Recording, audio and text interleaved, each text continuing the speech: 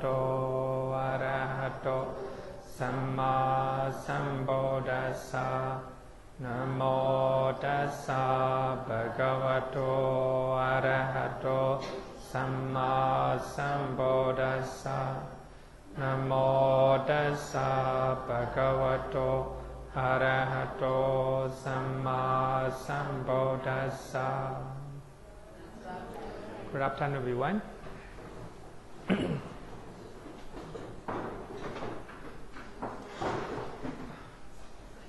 We just finished 4 types of existence, right? Existence planes. Awful planes, essential blissful planes, and 5 material and immaterial, right? So now we are going to second session. It's called 4 types of rebirth linking. 4 types of rebirth linking, Padisandi Chatoka, right? Rebirth linking in the awful planes, and rebirth linking in the essential blissful plane. So actually, as we have learned that we are, how do you say, the product of our mind, right? For those who have rebirth linking consciousness, unwholesome rebirth linking consciousness, they will have a rebirth in the awful planes, right? So that is called rebirth linking in the awful planes. For those who have done good deed, so they will have a rebirth in the essential blissful plane. So that is the human realm and 6 heavenly realms, right? 6 heavenly realms. So here, essential blissful planes. Number 3, rebirth linking in the 5 material sphere planes. Rupa, Vajra, Padisandi. For those who attain 5 material jhana, they will be rebirth in the 5 material sphere plane, right? Then number 4, rebirth linking in the immaterial sphere plane. So they will be rebirth in the immaterial sphere planes, right? Sorry? Oh, sorry. F-I-N-E. 5 material. Sorry. 5 material sphere plane. So these are 4 types of rebirth, right? 4 types of rebirth. I think this is not new, so that we have already learned, right? Along the way. So these are 4 types of rebirth linking or rebirth linking consciousness, right? 4 types. See, the author of Abhidhamma Sangha, he liked number 4. 4 planes and 4 rebirth linking, right? Later you will know 4 karma, like this, right? Like a form. Even though Pali Canon mentioned 3 types of awful planes, right? It trying to make it number 4, right? So before we learn rebirth linking, I want to go back 90 chetas that perform rebirth linking, like continuum and death. So that we have learned in the 3rd chapter, right? 3rd chapter. So we have 90 chetas. So those chetas perform rebirth linking, Patisandi, and like continuum, Bhavanga, and death, Chuti, right? So 2 types of investigating consciousness accompanied by equanimity. This is from 80 rootless cheta, right? 2 types of investigating consciousness accompanied by equanimity, and 8 great resultants, and 9 sublime resultants. So here, 9 sublime resultants are 5 material sphere and immaterial sphere resultant cheta, right? Chetas. So if you know these 90 chetas, I think it's very easy to know rebirth linking, right? In each realm. I hope you still remember all these ones, right? 90 chaitas, right? Then please keep it in your mind, 90 chaitas, right? 2 investigating consciousness, and 8 great rasatan, 9 sublime rasatan, right? In the awful planes, the unwholesome rasata investigating consciousness, accompanied by equanimity, where functions the rebirth linking in the awful planes, as well as the function of life continuum and death, right? The same chaita. So unwholesome rasatan, if you do unwholesome deed, so you will have a unwholesome rasatan chaita, right? So though that chaita will perform the function of rebirth linking. So in that realm, in the awful realm, it also will function as a life continuum and death, right? I think very, very easy. So actually we have learned even at the first chapter, right? First chapter. Because of unwholesome deed, we will have unwholesome result, right? So mundane investigating consciousness accompanied by equanimity, right? So it will function rebirth linking in the awful planes. So we have 4 awful planes, right? We have learned that.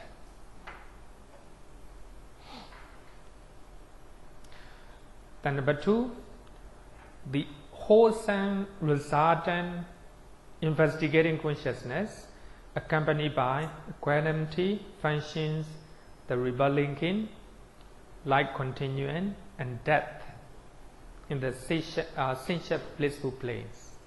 Sensual blissful planes.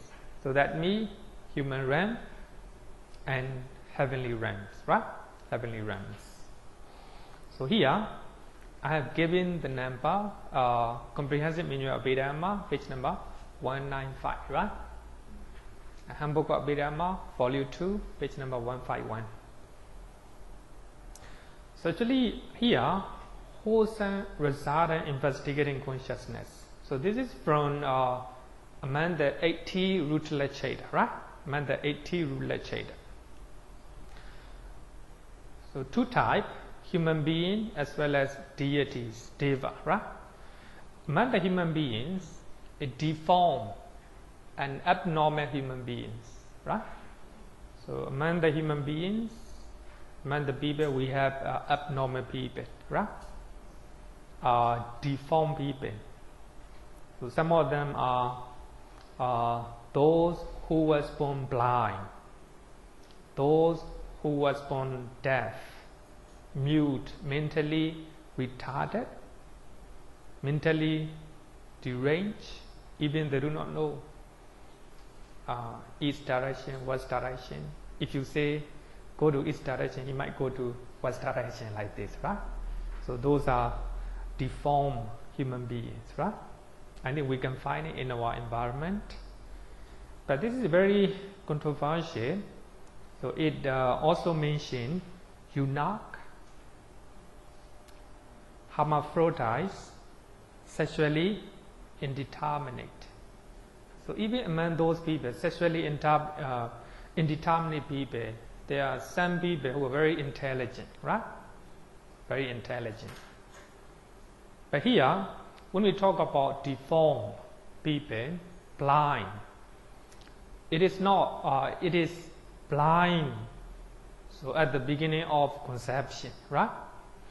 So according to commentary literature, so at the time, within 11 weeks after conception at the mother's womb, so if we don't have a eye sensitivity, so that is considered blind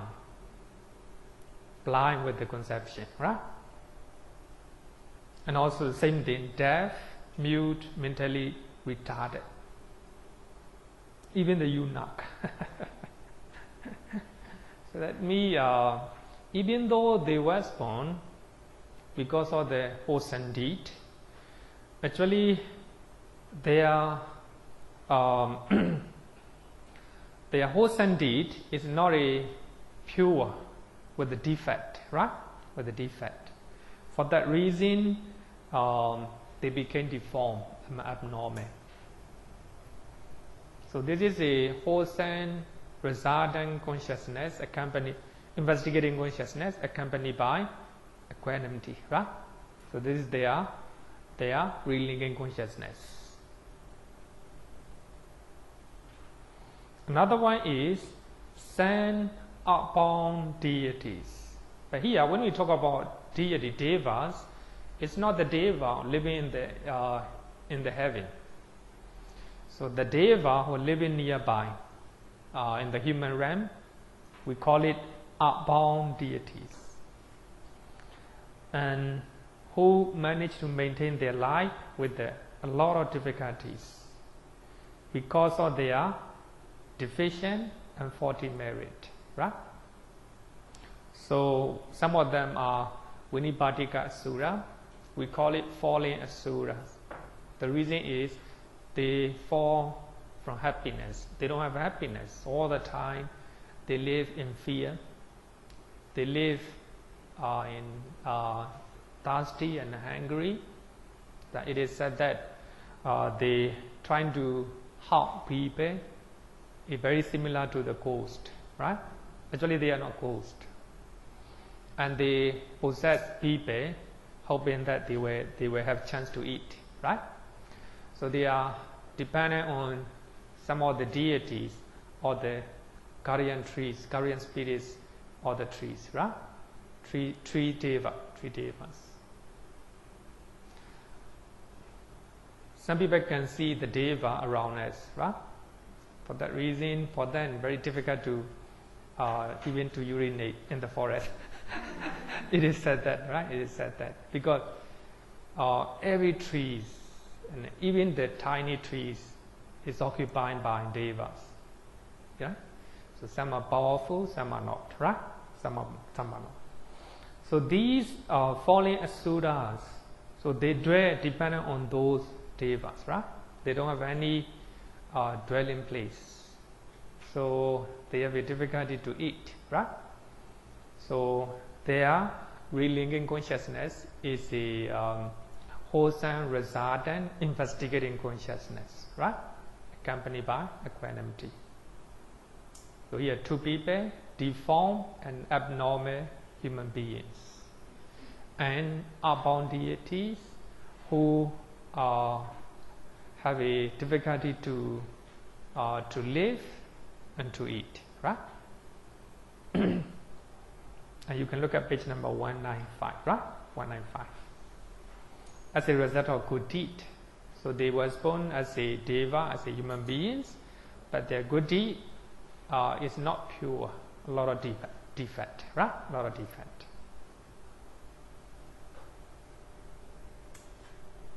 Another one is 8 great resultants. So as you all know that 8 great resultants are the result of 8 great wholesome deed, right? Wholesome consciousness. So 8 great resultants act as a rebelling king, light continuing and death consciousness in the sensuous blissful planes. So they are the rebelling king chetas of human beings, as well as the devas from 6 heavenly realms, and they don't have who don't have any defects when they do good deed, right? So when they do good deed, their good deed is pure, sufficient to give rise the result, right? So here, if you look at 8 great resultants, normally each being has only one rebelling in consciousness, right? So as a human beings, as the devas, so we will have only one great resultant chetas as a rebelling consciousness, right? Some people was born with their intelligence, and some people not, right? And some people was born with a happy state of mind. Some people was born in this very stable state of mind, right? Equanimity, joy, right? So if you look at all these one, people have a different level of intelligence, a different level of joyous state, right? Joyous state. Only people, right? Only one rebelling consciousness among the 8.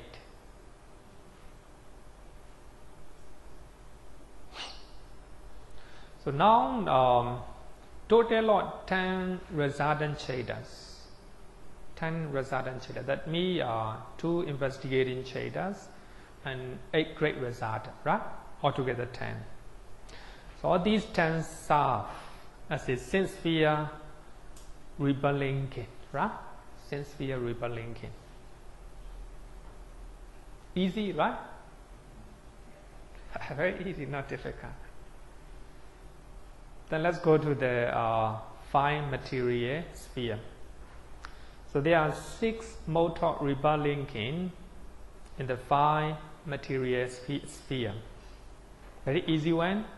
First jhana, resident cheta, will be the rebelling consciousness in the first jhana realm, right? First jhana realm. But here we have to take note number 2 and number 3. Second jhana and third jhana resident chetas will be the rebelling consciousness in the second jhana plane, right? Second jhana plane. So we have learned in the previous last week, right? Last week. And the fourth jhana resident cheta will be the rebelling consciousness in the third jhana plane. The fifth jhana resident chetas will be the rebelling consciousness of the fourth jhana plane. Except non-percipient realm, asenya said. Asenya said. As you all know that in the fourth jhana plane we have 7 Brahma realms, right? So among them, except non-percipient realm, so the rest of the 6, right? So the 6. Regarding with the non-percipient beings, so their rebirth linking is not a cheta, not a consciousness. It is a material form, right? We call it jivitendriya. Material like faculty, and we have 8 inseparable material form, right? So altogether 9. So these 9 material forms, these 9 matters will be the rebirth linking in the non-percipient realms, right? Non-percipient realms. Then I copy from Bhikkhu Bodhi book. Similarly, thereafter, during the course of existence, when they are in the realm, and at the moment of death, only material form exists and perish, right? So that means because they hate mental state, right? So they think that because of the mind, because of the material phenomena, mental phenomena, they have a lot of problem. If I don't have a mind, a material phenomena, mental phenomena, then I will free from those sufferings and those problems. So because they are disgusted, because of that, the power of the mind. So when they give birth in the non-percipient realms, they don't have any mind. So sometimes we call it mindless beings, right? Mindless beings. It is very interesting, right? Very interesting. So when they are stay in the sense sphere realms, so or material form exists. Only purely material form, right? And also when they die, there's no consciousness. There's no death consciousness. So only material phenomena perish, right? So that is the non-percipient beings. So when we learn next chapter, we will go in detail regarding with the non-percipient beings, right? Then regarding with the immaterial sphere, so there are 4 modes of rebirth linking in the immaterial sphere. So this is contrary to non-percipient beings. So there is no material form, right? So they hate material forms, matters. They think that because of material form, a lot of problem. Then they hate it. So when they die, and they became formless beings, right? They have only mental phenomena. So this one is very easy. The first immaterial resident cheda will be the rebirth linking cheda of the first immaterial jhana, right? Jhana realm. So second immaterial resident cheda will be rebirth linking cheda of the second jhana realm, like this. Third one, third jhana, third realm. And the fourth cheda will be the rebirth linking consciousness of the fourth realm, right? So altogether, 90, right? 90 cheda serve as a rebirth linking consciousness in the each realm, right? But one material form will serve as a rebirth linking in the non-percipient realm. So altogether, 20, right? 20.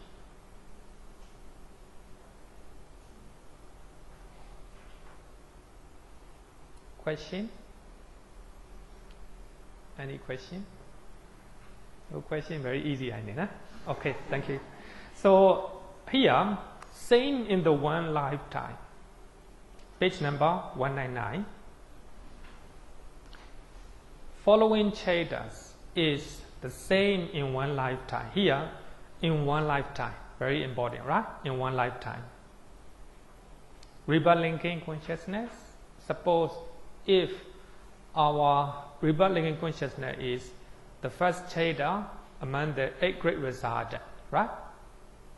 The first cheda or 8 great resultant, then our life continuum, our death consciousness all the same, right? If we was born along with knowledge or wisdom, then our life continuum, our death will be along with knowledge and wisdom, right? So they are the same. Only in one lifetime, right? But if you die, in next rebirth linking will be different, right? So that rebirth linking and next life, life continuum and death will be the same. Only in one lifetime, right? Okay, so that's a one session, very easy, right? Then let's go to the next one. This one is very important. And then 4 types of karma. 4 types of karma.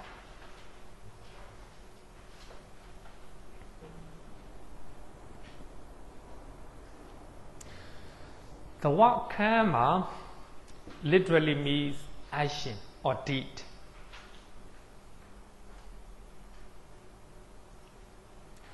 The accurate Buddhist definition of karma is the volition behind those actions. Every action is not a karma, right? So according to Buddhism, the volition behind our actions, right? Whatever we do, whatever we speak, whatever we think, there is a motivation or volition that is called karma. I think that's very important. That is a real Buddhist definition. Your action is not a karma, but it is only a part of karma, right? The result of karma. I think it is important to know these teachings of the Buddha from Anguttara Nikaya. The Buddha said that Chetanaham Bhikkhve Kammam Vadami Chitayetva Kammam Karoti Kayena Vācāya Manasa. The Buddha said that it is volition, bhikkhus, that I call karma. Here, volition or motivation. Even we commit a certain crime, right? The police officer, they will look at the motive or volition or motivation behind their action, right? For having willed or motivated one act like body, speech, and mind, right? Or mind. It can be for that reason we have a 4 type of karma. Oh, 3 type of the cause of karma, right? So bodily karma, bhava karma, and mental karma, right? Mental karma. So I think it's very important because the reason is, especially in Jainism, every action is called karma. Whether you have volition, you do intentionally or without intention, it doesn't matter. It is called karma. It is very important, right? It's very important. Sometimes we do something without intention, right? It's not called karma, right? It's not called karma.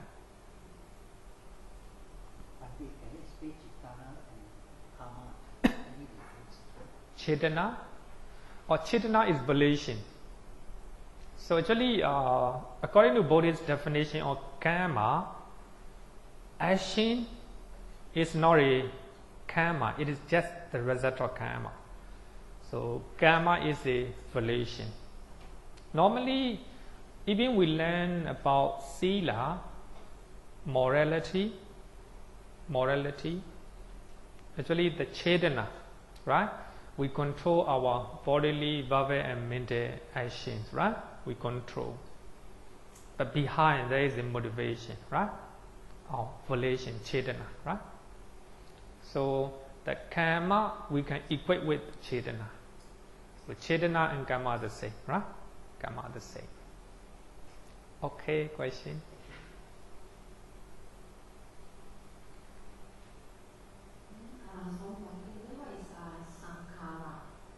Or sankhara? Okay, very good question. I need in my next slide I will explain. I know your question. I know that you're going to ask that question. So here I think volition, right? Motivation behind our actions very important, right? Very important. So every action has motivation. You came and learn Abhidhamma. You have a motivation behind, right? So actually, I salute your motivation. It's not really easy, right? You have been learning for 1.5 years. We must have a great motivation behind, right? And volition. That is called karma, right? That's called karma.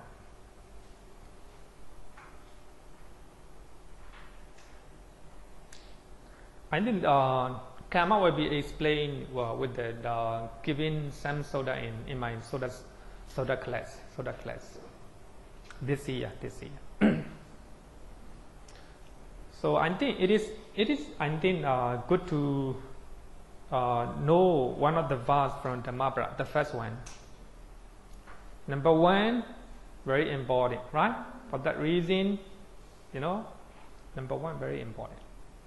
Mind is forerunner of all phenomena. Mind is their chief. They are mind made, right? So here, mind made including chetana, motivation. If one speaks or acts with the wicked mind, because of that, suffering follow one.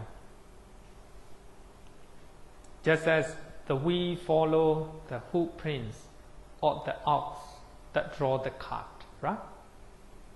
And very, very, how to say, enlightening teachings of the Buddha. Mind, mind is very important.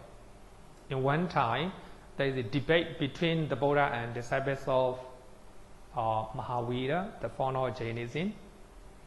And his disciples of Mahavira said that among the four, right?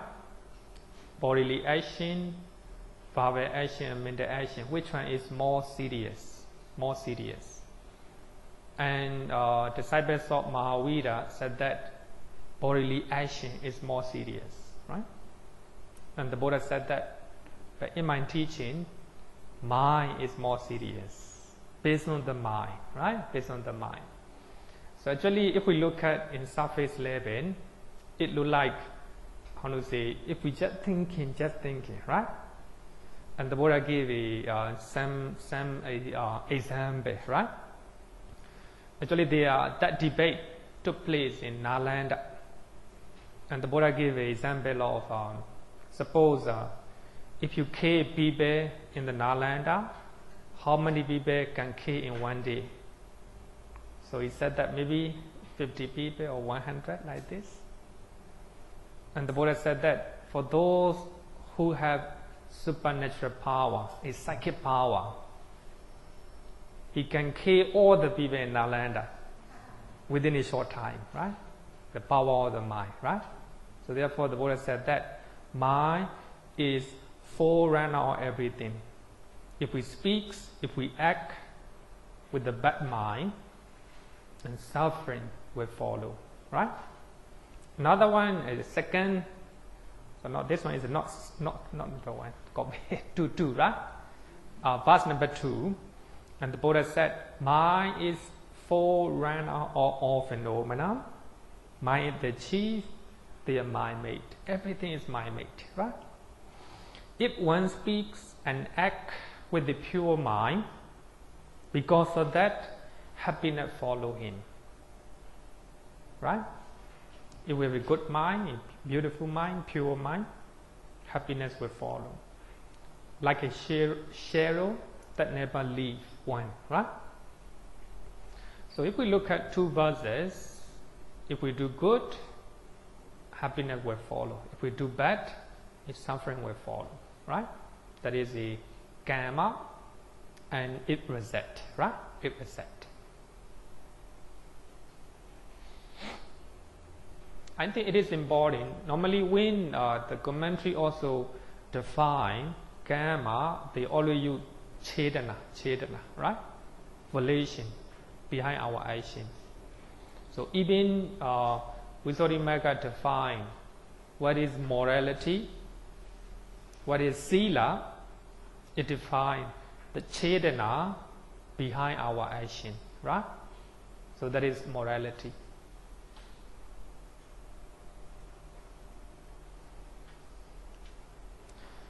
So this is a copy from Bhikkhu Bodhi book.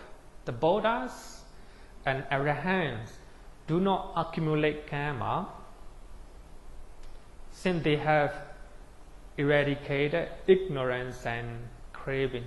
Ignorance, avijja, craving, tanha. So ignorance and cravings are the root of karma, right? The root of karma. But here, if you look at just reading, you might not understand, right? You might not understand. You might think that if there's no karma, there's no action, right? There's no action, no speak, no thinking, no reaction bodily. You might think that it's not so. It's not so. In Abhidhamma, we call it functional consciousness. Very important, and I want to highlight this one. I want to highlight again. So I have taught when I have taught when we learn the first chapter, right? Functioning. Just function, right? Kriya Cheta, just function.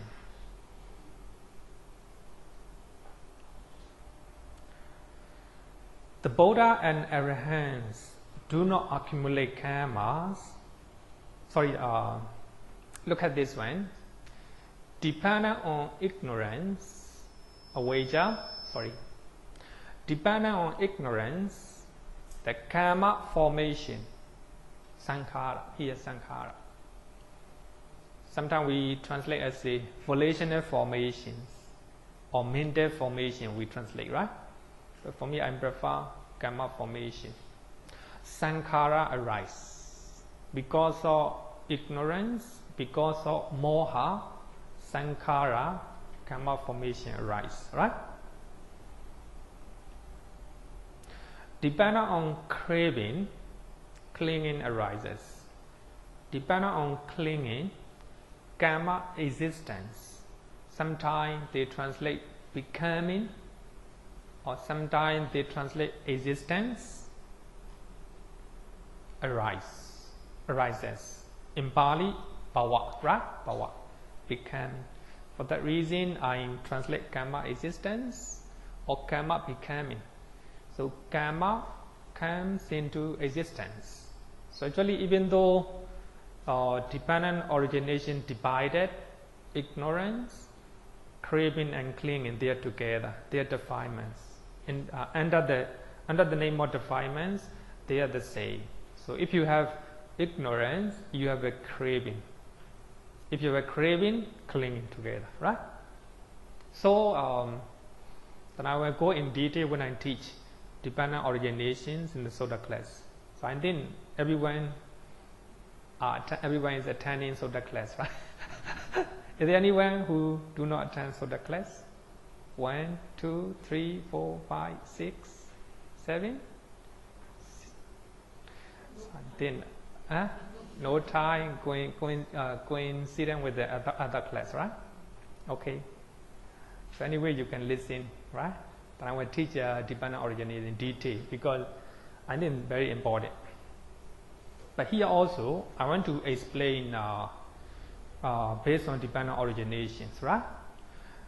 Karma formation, sankhara, and existence, or becoming, or karma existence are the same, right?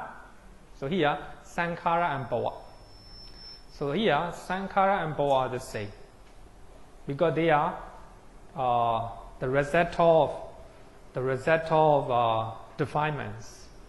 So if you have ignorance and craving, you can combine craving and clinging, right? Tanha and upadana, trying to combine craving. If you have ignorance and craving, and you will have karma formation, right? Karma formation is nothing but karma, right? Karma. So, Arahant and the Buddha, they do not have ignorance and they don't have craving.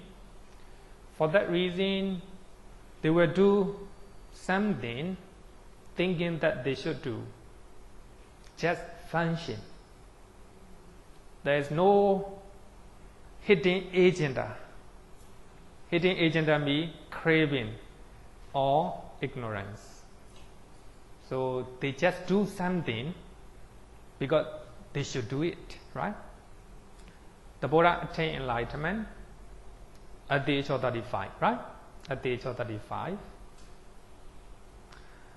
Actually, he can take a rest, right? Enjoying the bliss of Nibbana, right? But he need to do for the sake of, for the welfare of many people, right? He do those teachings and traveling, right? Traveling a lot and taking a lot of pains, right? Without any expectation in return. He just have compassion, loving kindness to the listeners. So by listening his teaching, people will have, we will attain enlightenment, right? They will have a wisdom and understanding. So in this way, they will be able to live their life happily. So the intention of, so for that reason, the Buddha always said that auto-compassion for the welfare and happiness of many people. So when the Buddha admonish the monks who are going to missionary work, right? Actually, what he said is very, very, meaningful. The Buddha said that, go and teach the Dhamma that you have already realized, out of compassion for the welfare of many people, right? For the happiness of many people. That is his intention. So there is no craving. So if I teach, then I will have a lot of monasteries. If I teach, I am very famous, right? If I teach, I will have a lot of followers, right? These are craving, right? These are craving. So those craving arises because of ignorance. You do not know, right? So that craving is not good. You do not know. So ignorance produce craving, right? Then because of craving, other people are doing, right? So here, for that reason, Arahant and the Buddha, they do not have ignorance and craving, right? For that reason, they will do good things. They will still do good things because they know that they should do it. If they do good things, other people will benefit from that. That's all, right? They just do it. They just function it. For that reason, we call it functional consciousness. So as a normal people, we can imitate the Buddha and Arahant, right? We can imitate the Buddha and Arahant. So when you do something, suppose you are educating and you are supporting your children, you are supporting to your parents. But if you do without expectation anything, right? Based on understanding. So you understand that you should do it. You have a responsibility to support your children, to support your parents, to support your family. Out of wisdom, right? Wisdom. Without any craving. Craving means expecting something in return. You don't have any expectation in return. You just do it because you have a responsibility. You have to do it. So that it, we can call it functional consciousness. You just function, you just do because you should do it. You have a responsibility, right? So if you do it, if you don't have ignorance, if you don't have a craving, your action cannot be called as a karma, according to dependent originations, not according to Abhidhamma. According to Abhidhamma, only functional consciousness arises in Arahant and the Buddhas only, right? But if we look at according to dependent originations and some of the Suttas, if we do without ignorance, if we do without craving, so our action can be called functional, right? Kriya Cheta. We do it, right? Without any expectation in return. Suppose I'm in teaching. If I'm in teaching, I am very famous. If I'm in teaching, I have a lot of material gains, right? If I am doing those craving, so those craving originated from ignorance, right?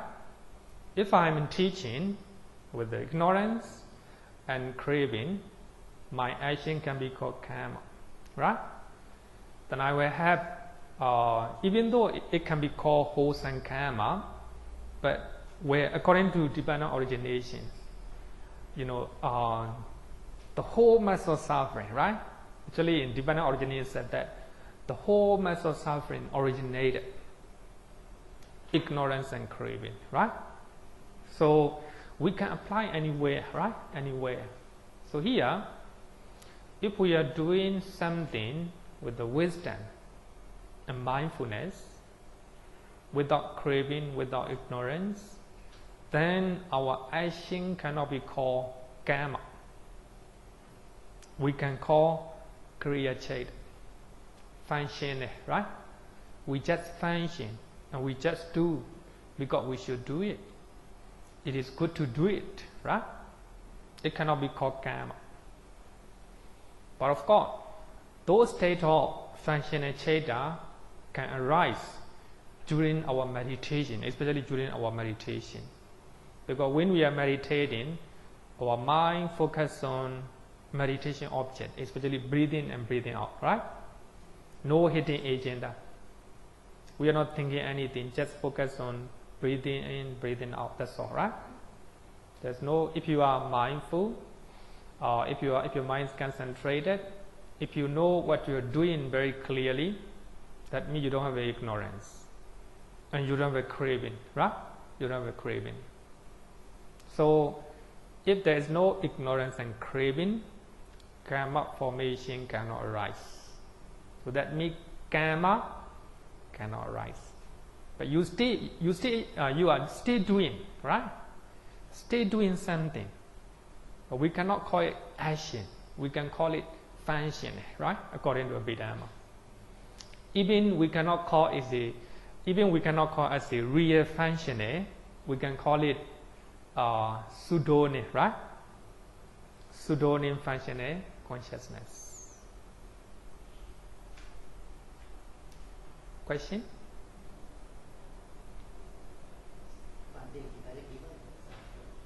Sorry? Example, Abhidhamma method and dependent on Abhidhamma. It's okay. He just want to know more pattern. Example, right? Actually, according to Abhidhamma, functional consciousness and Kriya Citta can arise only in Arahant and the Buddha, right? So functional consciousness cannot arise even non-ratana, because non-ratana still have craving to find material, rupa and arupa, right? Rupa and arupa. For that reason, according to Abhidhamma, full stop. Normal people, Kriya Citta, no way, right? According to Abhidhamma. But if we look at according to dependent originations, in one Sutta, Visakha Sutta from Anguttara Nikaya. So in that Sutta, the Buddha said that imitating Arahant do not kill. Arahant do not take what is not given. Arahant do not take dana like this, right? Imitating Arahant. Today, I will keep a precept. So actually, the Buddha said that, imitating, right? So that means we can imitate the Buddha. And we can imitate Arahant. So we can try at least one day, right? At least one day. But of course, we cannot imitate their mind, because their mind is all the time pure. They don't have any ignorance and craving, right? Of course, we can imitate maybe about a few seconds, a few minutes, a few hours. Very difficult to imitate their mind, but at least we can imitate our bodily and verbal action, right? Arahant do not care, do not take what is not given. At least, if you cannot imitate all the time, you can copy one day. So that is the idea of Uposatha. In Uposatha day, people take a precept. So the Buddha said that imitating Arahant, right? You cannot avoid dana all the time, right? But one day is a week, one day is a month, you can avoid it, right? You can stay without eating dana. So that means you can imitate it, right? Imitate it. So here, and that is a very simple example, right? But when we look at dependent originations, so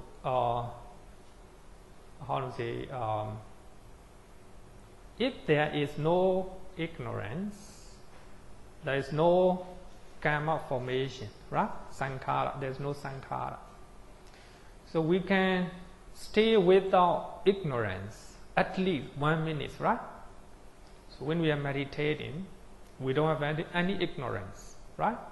We are fully aware of what we are doing, meditation object, right? So in those times, there is no ignorance. But even though you are meditating, even though you are taking meditation, there's action, right? If there is no ignorance, your action cannot be called karma. Cannot be called karma, right? We can call it, if we follow Abhidhamma method, kriya cheta. Just function, right?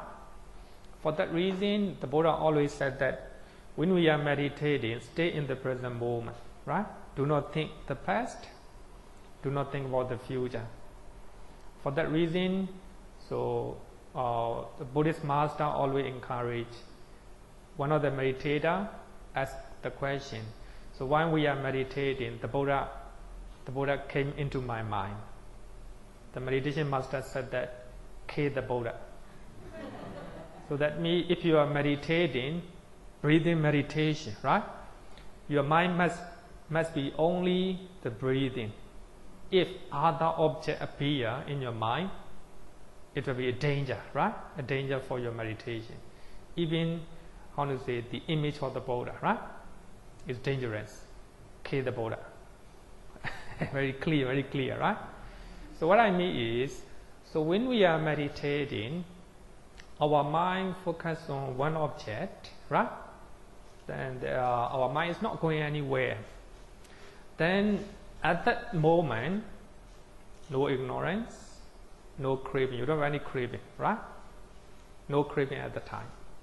If there is no ignorance and craving, there is no karma, right? No karma. Actually, sankhara and bhava, they are karma, right? Karma. So those karma arises dependent on our ignorance and craving, right? If there is no defilements, there is no karma. But we still do something, right? There is action, but we can, according to Abhidhamma, we call it kriya cheta, right? Kriya cheta. Even if it is not a real kriya cheta, we can call it pseudonym or maybe temporary functional cheta, right? Temporary functional cheta. Okay? So I think it's very important. We can apply it in our daily life. So we can apply dependent origination in our daily life. Thank you. Okay? Question? Any question? Actually here, sankhara means the chetana. Right? Chetana. So that chetana produces good deed and bad deed. Right? Good deed and bad deed. So when we talk about sankhara, so sankhara have a different meaning. Actually, I occasionally explain. So here, if we talk about sankhara in dependent originations, so that means the chetana of volition, wholesome, that motivate to do wholesome and unwholesome deed, right? So when we talk about wholesome deed, in Abhidhamma, magga also considered as a wholesome deed, right? But here, in the dependent originations, we don't have to take magga. The reason is, the moment magga cheta arises in your mind, there is no ignorance, there is no craving. So, only if you don't have ignorance and craving, magga cheta can arise. So that for that reason, avijja pacha sankhara, because of avijja or ignorance, sankhara arises. So that means when we talk about sankhara, normally an easy way we normally say wholesome and unwholesome deed, right? Wholesome and unwholesome deed. When we talk about wholesome, there is no magga cheta. The rest of the wholesome cheta, right? We call it, according to Abhidhamma, 70 wholesome cheta and 12 unwholesome cheta, right? Even when we are attaining fine material, immaterial jhana, is along with ignorance, right? Along with ignorance is the, latent in our mind. Even we attain the, Rupa and Arupa jhana, right? Rupa and Arupa jhana. Then sometimes sabbe sankhara and nature, all conditioned phenomena are impermanent. So in that context, here sankhara means everything without nibbana. So all the consciousness, including magga-cheda, phala-cheda, all the consciousness, all the mental factor, all the material phenomena are impermanent. You know, magga-cheda arises and disappears, and phala-cheda arises, disappears. So in that context, sankhara means except nibbana, everything, right? Cheta, chetasika, rupa. We also have another sankhara.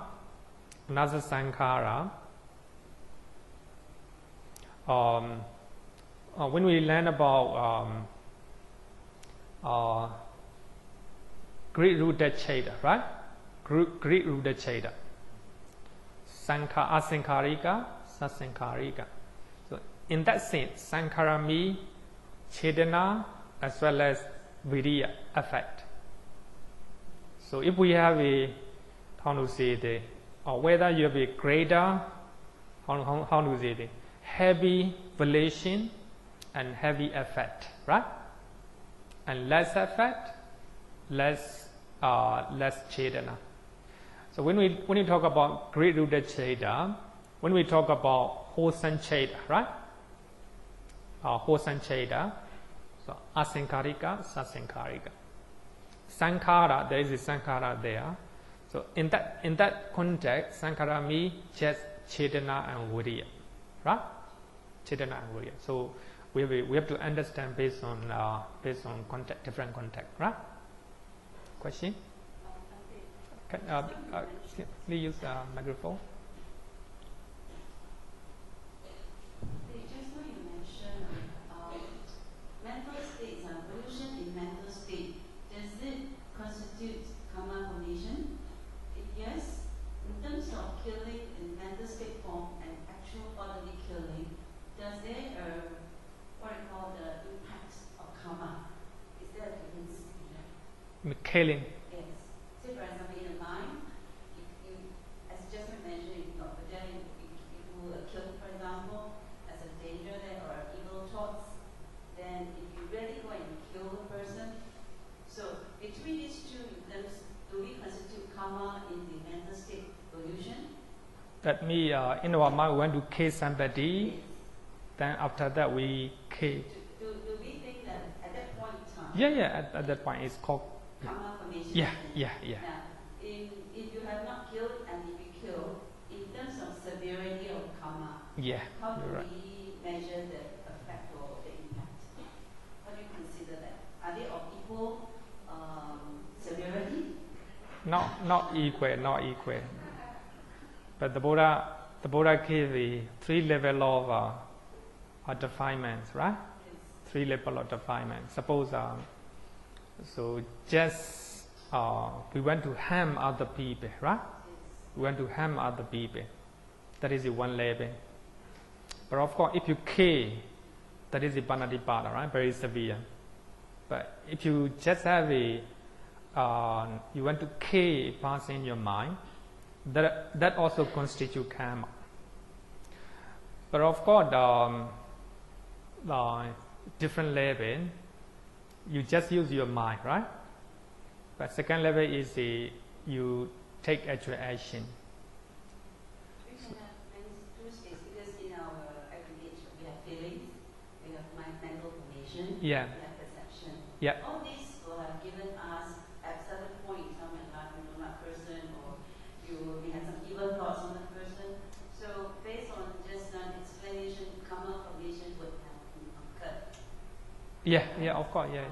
So this means to say that having not even done it physically, that person karma calculation would have taken place. Yeah, of course. At least we are not happy. At least we are not happy. That will be the result of our mental and wholesome karma, right? Thank you. So here, actually, the Buddha said that people take action, but people do something with the body, speech, and mind, motivated by Chetana, right? By Chetana. Question? Any question? Okay, then let's go.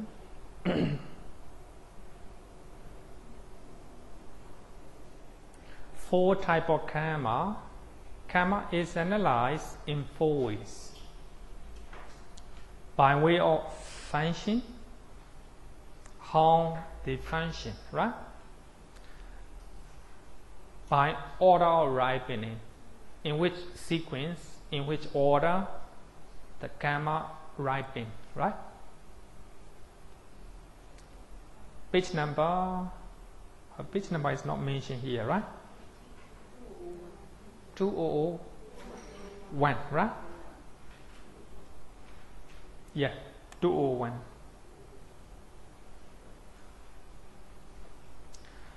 By time of ripening, right? So based on the time, karma ripen, right? Karma arises. And by place of ripening, so in which place, in which realm, so that karma will take place, right? Keep a result. So here, analyze in 4 ways: by way of function, by order of ripening, by time of ripening, by place of ripening, right? So it will be mentioned sequentially. By way of functioning, page number 20. Oh, 200, sorry. 200. By way of functioning, number 1, protected karma. And you can look at page number 201, right? 201. It is wholesome or unwholesome volition which produce resultant mental states and karma-born materiality, both at the moment of rebirth linking and during the course of existence. So here, protected karma, you have done some type of karma in previous life. So one karma will produce a rebirth linking in this life, right? That is called protected karma. So that karma produce rebirth linking in Singapore, right? That is we can call it, as far as rebirth linking is concerned, that is it protected, right? It produce, right? It produce rebirth linking in Singapore. We can call it main karma, right? Main karma. You may have done some good deed in previous lives. Because of that good deed, you are good looking, you are handsome, you are beautiful in this life, right? So that will be main karma as far as the beauty is concerned, right? You are intelligent in this life. You may have done good deed in previous life. So that produce, right? Intelligence in this life. So that will be the main karma, right? The main karma. Maybe you can take note, main karma, right? Sometime it will produce, at the moment of rebirth linking, as well as during the course of existence. So during the course of existence, between rebirth linking and death, right? That is called poverty, the course of existence, during this existence, right? So even this life, you may do some karma, right? Suppose you are attending university and you pass the university. So there may be some action, some karma that you do, right? Suppose you are children, not you are say, right? Even you can say, right, you are attending YMBA, right? YMBA, then you take exam, you pass YMBA very easily. So here, before you take exam, you try hard, you steady, right? So these are the main cause, main karma that make you pass in the exam.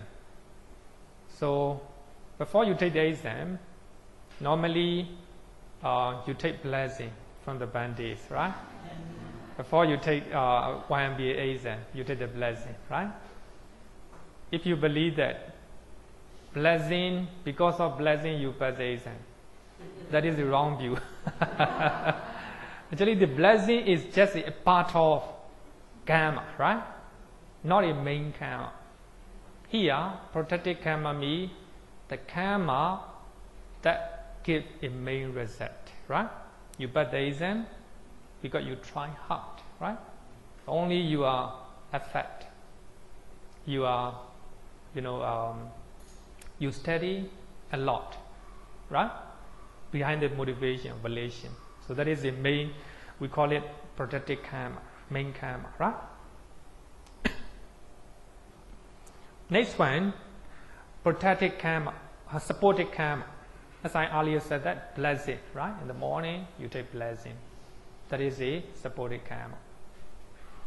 And also, when you are studying YMBA exam, and your friend is encouraging a lot, right? Encouraging a lot. Because of that encouragement, you try hard, right? So that is also supported karma.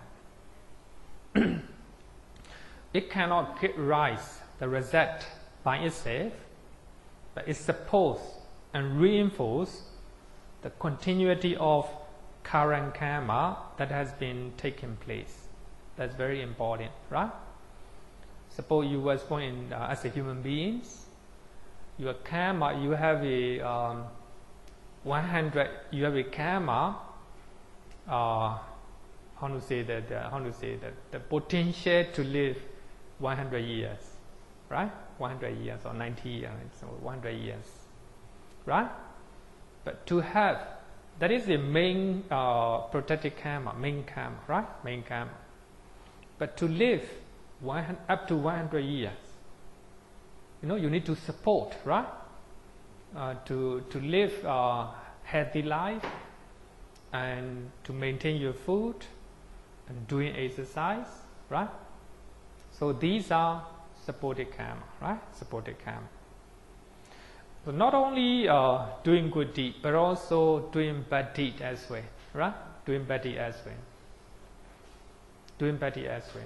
Sometimes we have a evil action, evil consequence in our life, right? Because of evil actions. So that will be protected karma, right? So then there are a lot of karma, you support that evil actions, right? Suppose you are lazy. Suppose you are lazy, right?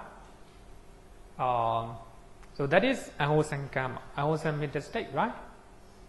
Then you do not make any effort, right? So making not making any effort. So that will be a supported karma, right? Regarding with unwholesome deed. Upatambaka, right? Supported. I want to share one of the story regarding with supported karma. So I think some of you may know that the story of Ayurveda, right? Ayurveda. Actually, I have shared one time here. Ayurveda. So a young boy, two hermits. So they are meditating in the forest together, right? So one of the hermit, he returned back to real life and got married and was born one child. So at that time, his friend hermit visited his hometown, and he go and visit together with wife and his son. So when they bound on, the hermit said that long life. When his wife bound on, long life. So when his son bound on, hermit stayed silent, didn't say anything. So he asked why. The hermit said that So there is the danger of life within 7 days. So he might not live more than 7 days, right? So of course he's very feel sad, and he said that, is there any way? Do you know any way to prevent, not to happen, right? The hermit said, I do not know. He just know it, right? There is a danger. So he might die within 7 days, but he doesn't know. But he said that there is one person who know how to prevent. That is a Gautama Buddha. Go and visit Gautama Buddha, right? Then they go to the Buddha, and as usual, the guy bowed down to the Buddha. The Buddha said, long life. And his wife bowed down, long life.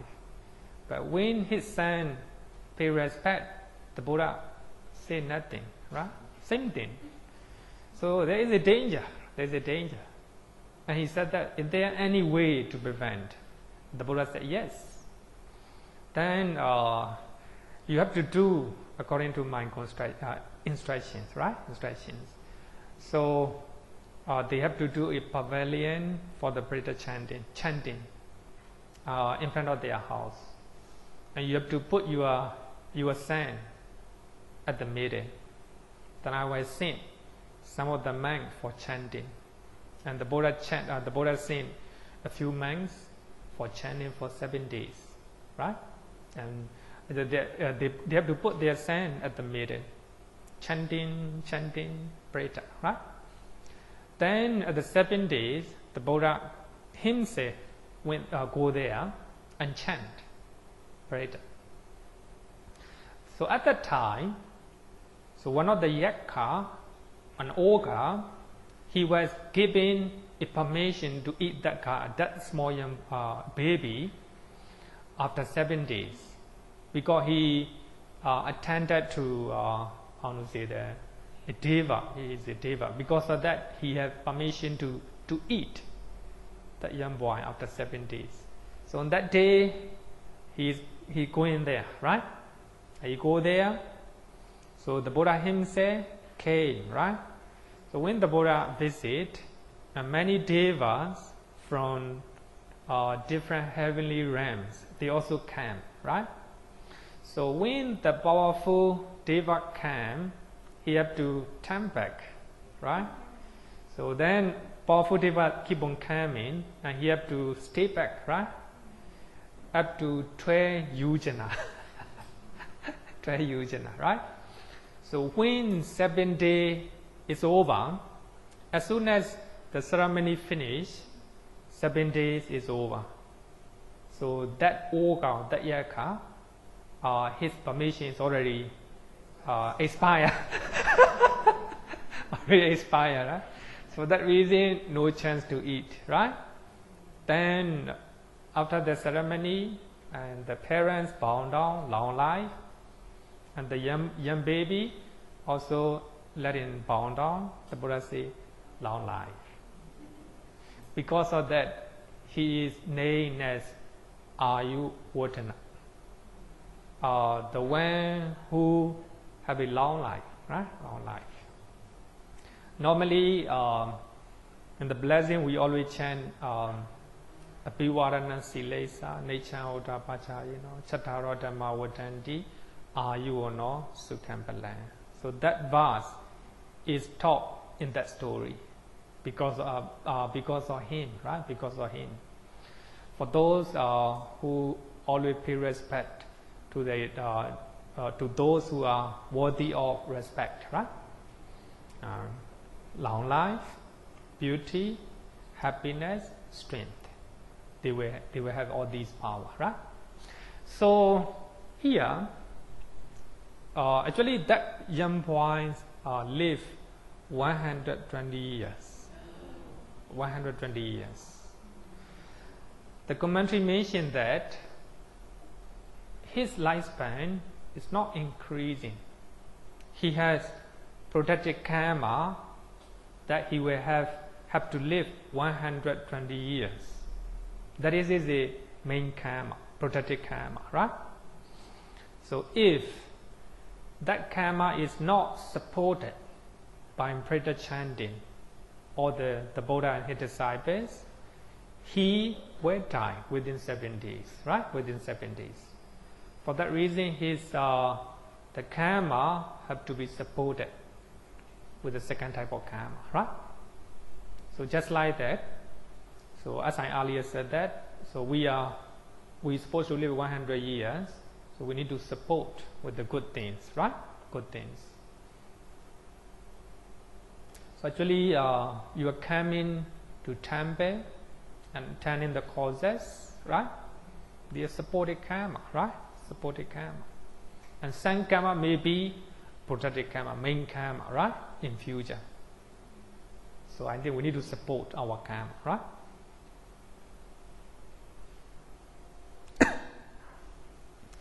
Next one is called obstructed karma. Obstructed karma. Upapilaka. It also cannot produce direct result. It obstructs and frustrates karma that has been arisen by countering its efficacy, shortening duration of its good and bad result. Here, upapilaka. Upapilaka means trying to attack. Sorry? Not blocking, not total blocking. Not total blocking.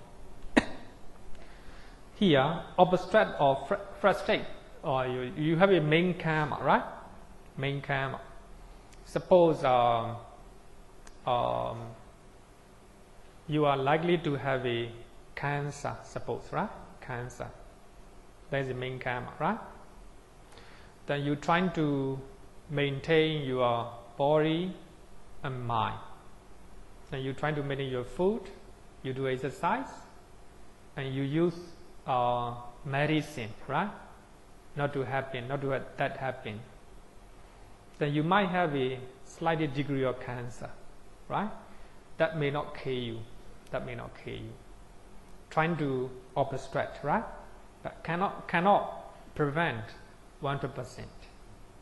But trying to reduce or alleviate, right? Alleviate the degree. So actually, also sometimes when we do good things, so there are many conditions that obstruct you or frustrate you. Actually, how to say the clear example is you are coming to class, right? Coming to class to attend the Dhamma talk. Then somebody told you not to go, or there is a heavy rain at the time, right? Became lazy to go. So the heavy rain deter you, right? But we cannot say, it's not 100% here. Obstructed karma is not 100%, right? Suppose you're supposed to attend 2 courses, right? Because of heavy rain, you cancel 1 class. Then you stay camp for another class, right? So that is a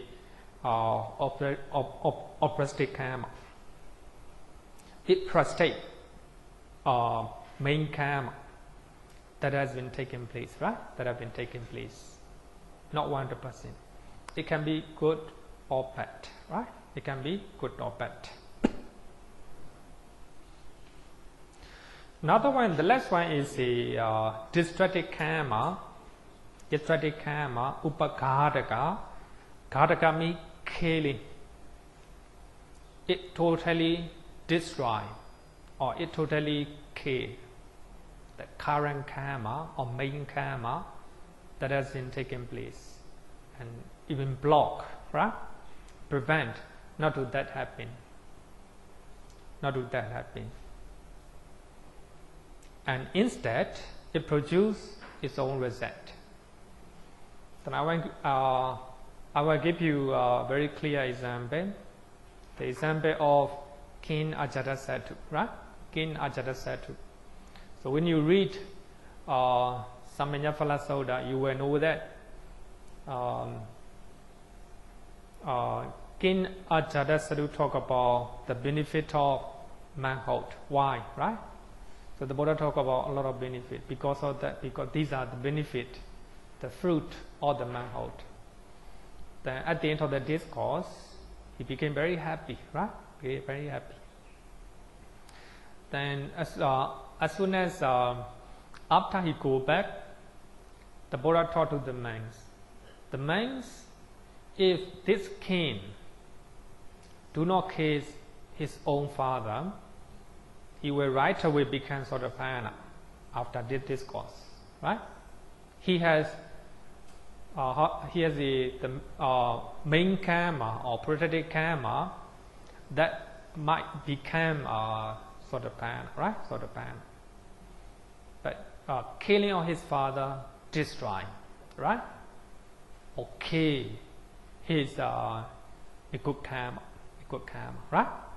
So that is called destructive karma. It destroys current karma. Current karma means he has potential to become Sotapanna, right? So after killing his father, that potential is already destroyed, right? But the Buddha said that he will become Sotapanna after listening to the Dhamma. But he lost it, right? Because he had killed.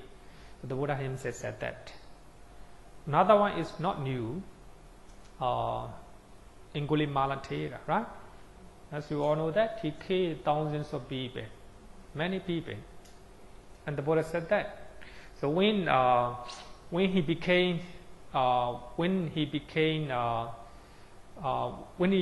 monk, now when you go Penapada, many people trying to beat him or throw the stones, right? And he normally can, a lot of blood.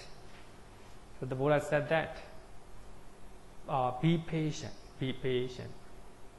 If you do not become a monk, you will go to hell, right? You will go to hell because of that killing. He killed many people.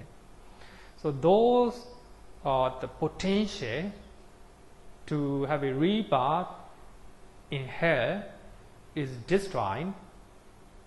The becoming the Arahata Magga and Arahata Phala, right? Because he became Arahant, all the potential, all the karma to have a rebirth in hell is already destroyed. So we can call it destructive karma, right? So there are many destructive karma in our life. So as I earlier said that, we supposed to live 100 years, then suddenly we have a accident, right? Then we die. So that is a destructive karma, right? Destructive karma. So actually, this is not mentioned in Pali Canon. This is mentioned, explained by the order of Abhidhamma Sangha and Visuddhimagga, right? Visuddhimagga. So most of the contents in Abhidhamma Sangha are from Visuddhimagga, right? Visuddhimagga. So here, talk about karma. So we have a main karma, right?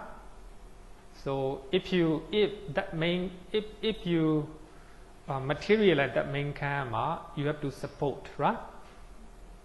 If it is good, with a good karma. If you are doing unwholesome deed, right? That's main karma. Then you have to support with unwholesome mental state. Like this, right? Like this. Another one is a obstructive, right? Obstructive karma. So that means you're doing good things, and unwholesome mental state trying to deter, right? Trying to frustrate your karma. So here, destructive karma also. So you have a potential to become good things, right? The unwholesome mental state, unwholesome karma destroy your karma, right? So these are by way of function, right? By way of function. Any question? Okay.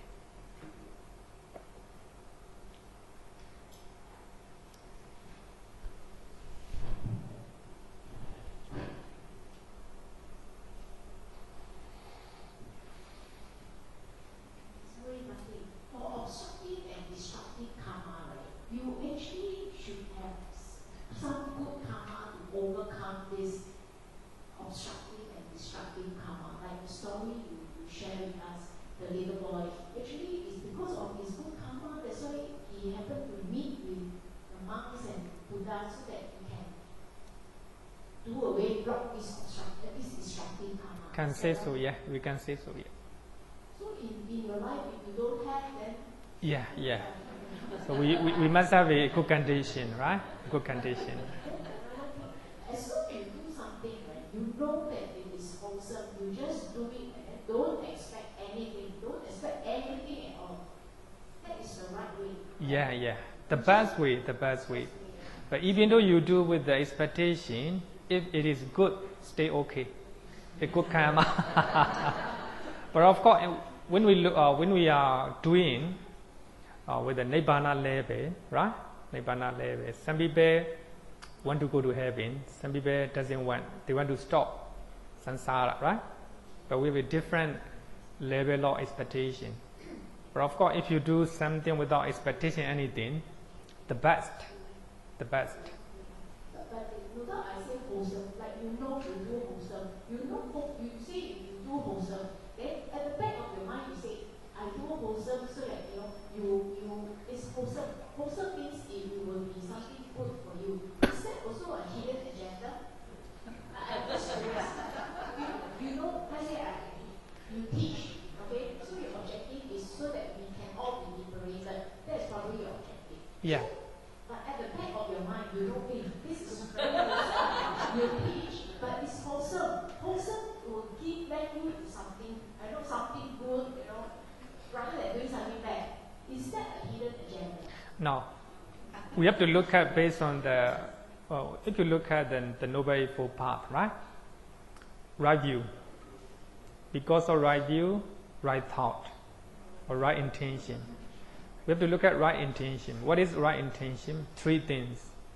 Renunciation, right? Renunciation. Another one is the non-harming, and non-harming and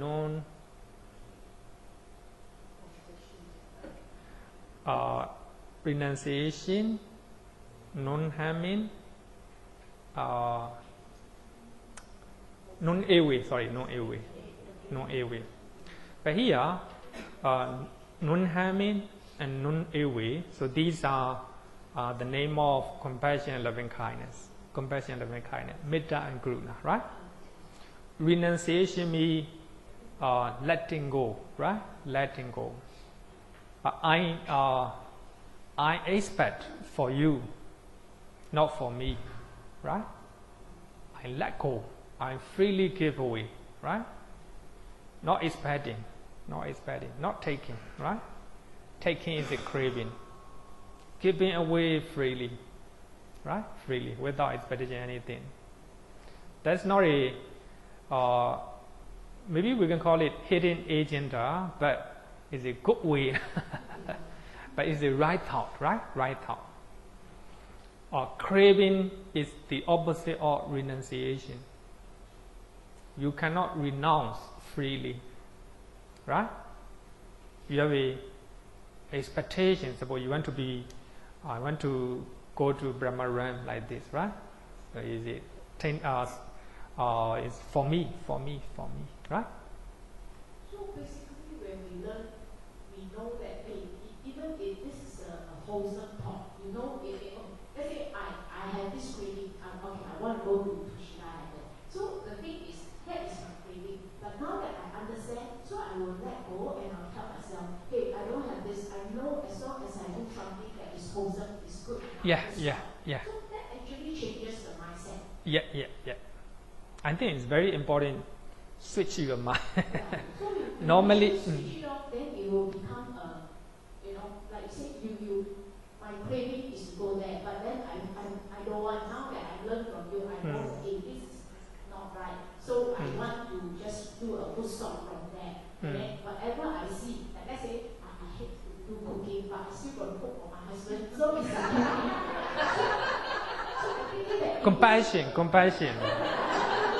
Yeah. I love him, so I go to I think that it is my duty. I just do my duty. So just do for him. I mean, very good. Yeah, that's a good example. Very good example. So, two type of thinking, right? You do it because you have a responsibility as your wife, right? And you add with a little bit of compassion, loving kindness. Another thing is you cook for your husband because after eating a delicious food, your husband will love you so much. Craving. No, not me. Just example. Just give me an example. So that me. But of course, if your husband loves you so much because of food, it's okay.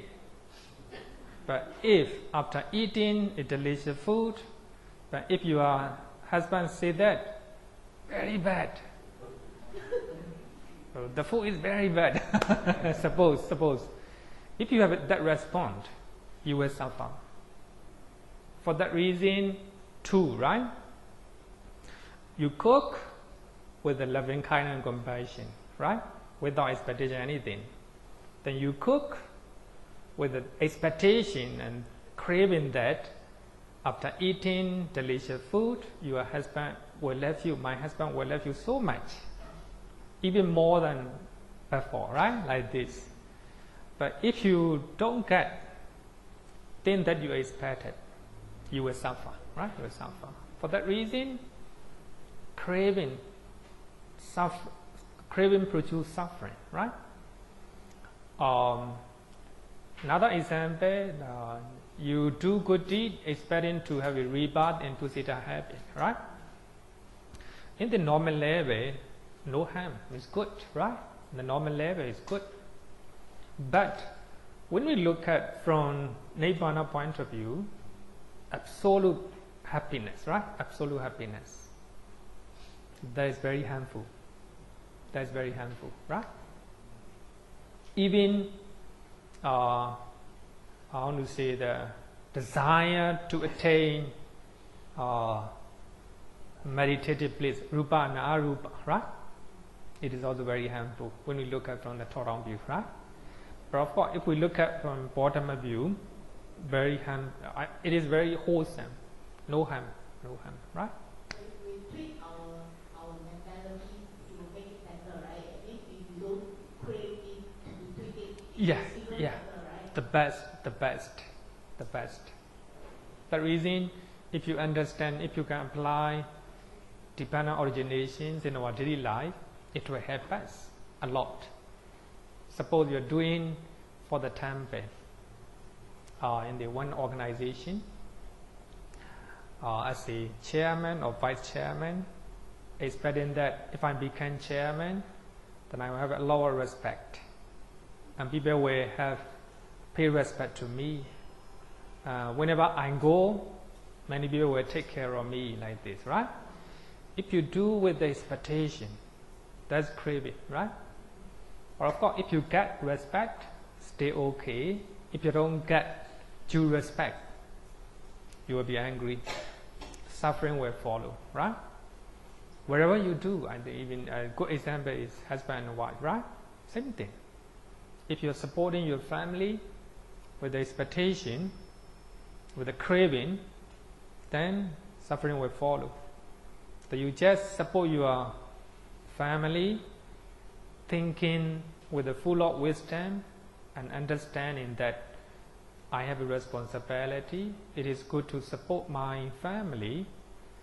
So if you do such without craving, without ignorance, we cannot call it karma, right? According to the Dhamma originations, we can call it kriya cheta, right? functional. We just do it. We just function it, right? Okay. So I think the main message is the functional consciousness, right? Thank you. So let's close our lessons.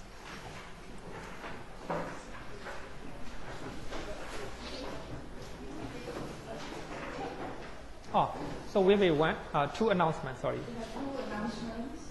Number one is this coming Monday, 6th August, Shara is here at 7:30 to 9:30. The topic is the core democratic value found in Buddhist teachings. It's a very interesting topic. So you come. And the other one is on 9th of August. We have Vipassana. Those who are going to bring food, please come by 9:15. The Vipassana itself starts at 10:15. Okay, let's share food. Okay, see all of you.